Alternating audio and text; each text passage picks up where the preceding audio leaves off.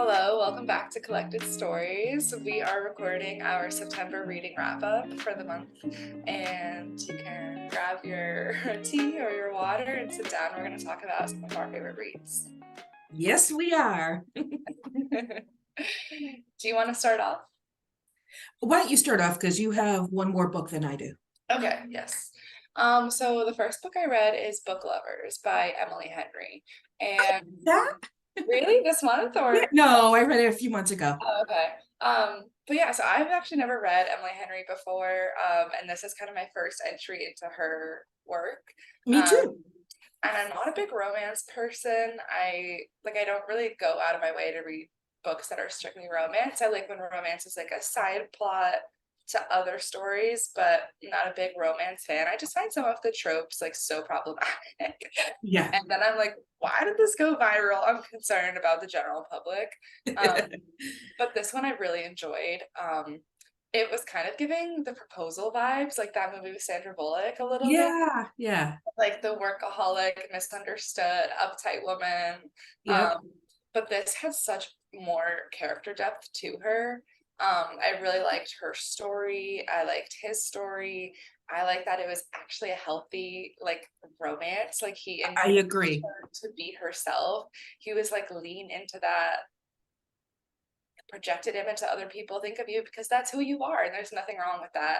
I like the character development that the romance meant.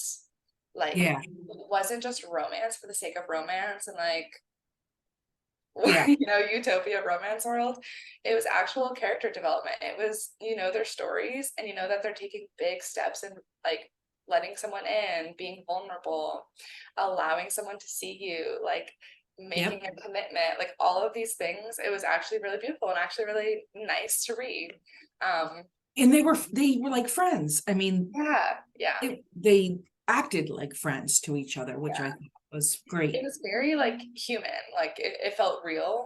Yeah, That's how I would assume that person to act. Like something happens in that person's family, you show up because you're a friend, you care about them. Like you're not just like, yep. and it's like all weird, and I don't know. It felt real. I will say my only critique was I listened to it on audiobook, Oh, and the narrator was great, okay. except for the little sister. Oh, Used like a baby voice for her, kind of. I kept saying sissy to refer to her sister. And I know that's like the word that was used by the author, yeah. but they portrayed her to be like a literal 2-year-old in the audiobook. Like it felt like that. And I'm like, Oh, she's pregnant with 4 kids and like a fully grown woman. Like, give yeah. this woman some respect. That was my only critique, but the rest of it I thought was great. And it's giving me a new chance for romance books. I'm interested to read more Emily Henry. Ah, very good. My book also is a romance, Okay.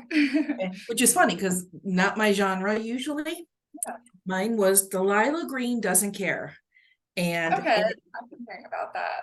okay, it's an audiobook. It's an adult queer spicy romance. Um Halfway through I wasn't sure if I really liked the main character. I did give this I think 3 stars. Um it Some of the writing was I mean, I guess one part I have wrong with romances is when they do things like this. I had written this word down, tasting like spring rain, like when they were kissing. Okay, really? What does spring rain taste like? Tastes like nothing. It tastes like water. It's like they like type into like a romance description generator, like let's do like a kiss, and it comes up with all of the cliche already used, like Yes, romance tropes. I totally agree. Some of the ancillary characters felt a bit one-dimensional, and I think they should have been a little more fleshed out because they were oh my god, there's a huge bug on our wall. Sorry. um and Glenn's not home, and Connor's not home, so it's staying over there. um I'll let Joey get it. Sorry. They felt very one-dimensional, and they need to be fleshed out a bit more because they were pertinent to the story. But it was still a fun read. Yeah, that's how I kind of felt about, well, maybe not as much critique, but for book lovers, like it wasn't this groundbreaking, mind-bending book that forever changed my perspective of life, but it was just a very enjoyable read. Yeah, I agree. Well, my second book is a book that I've actually already read before, but I was very young when I read it. It's The Lightning Thief, by Rick Riordan. Yep. It's a very nostalgic YA reread for me. I love mythology. I love the tropes that were in this book when I first read it as a kid, of like the chosen one going on a quest with two sidekick friends, who would give their life for you in this quest. And, you know, there's magic and there's gods and there's mythology. And I love all of those tropes in a book. It's really inspired a lot of my readings today. So I thought it would be a cool reread, and I really enjoyed it. I forgot how much younger they are in the book than in the movie. Oh. Yeah, So, but the book held up over time. yeah, I really liked it. Definitely holds up over time. I mean, it's a YA, so I wasn't expecting it to like do anything crazy, but it definitely is a true YA. I feel like for so many YA today, it's a little bit more adult. And this one is, it's about a kid in 8th grade. Like it's true YA, and I really loved it. It was very innocent, very nostalgic, and adventurous. So all great things. Yeah, very cool. Gosh, I haven't heard that. I've never read that. But I'm not a big YA person, you know that.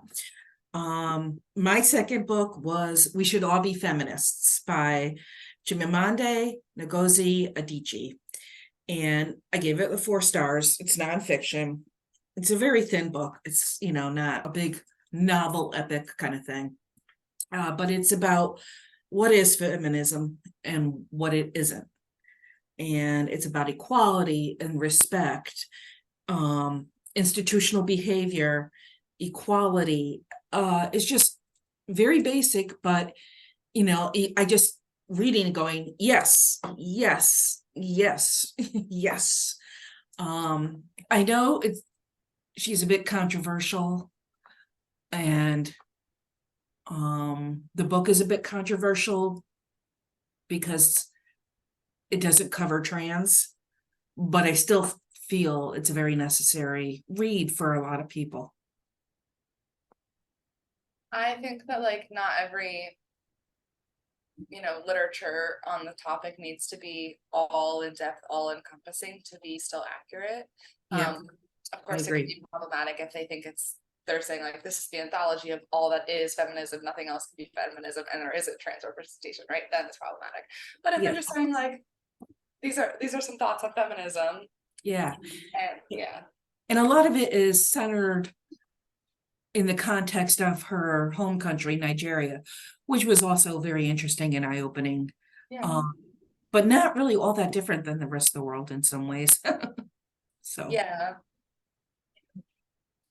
Well, sounds like a great read. Something maybe I'll read that. My next book is The 7 Moons of Molly Almeida. Where do I even begin? The concept of this book is so creative.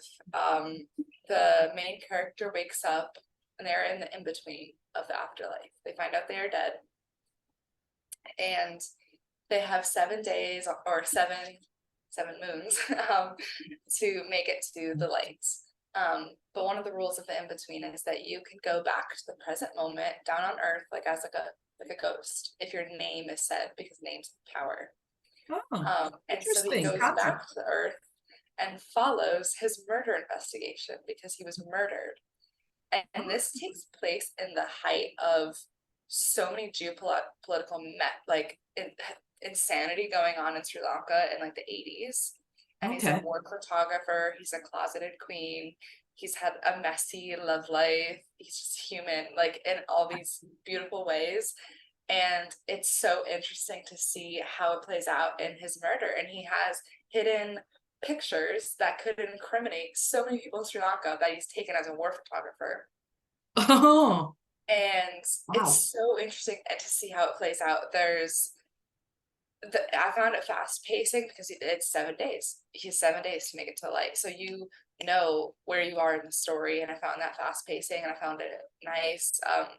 It's about one person and their journey over into the light, but it has so much commentary on love and war and finding happiness and chaotic geopolitical craziness and about the afterlife and what it all means. And do we take revenge or do we find peace?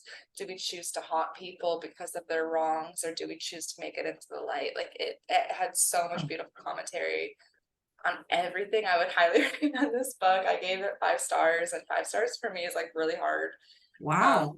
I will say the only piece of criticism I have towards this book is every once in a while it was a little somewhat confusing about the timeline of when he went back to Earth. Okay. I was like, is this a memory from Earth or is it you actually went back to Earth? Because Yeah. you do have memories from before the death, but then he Yeah. also does go back to Earth. So every once in a while I was like, is this real? Like, or is this the memory? But it's definitely one of those books that you just read through the confusion, you'll find out in the end, like you will figure it Oh, out. wow. But it was really good.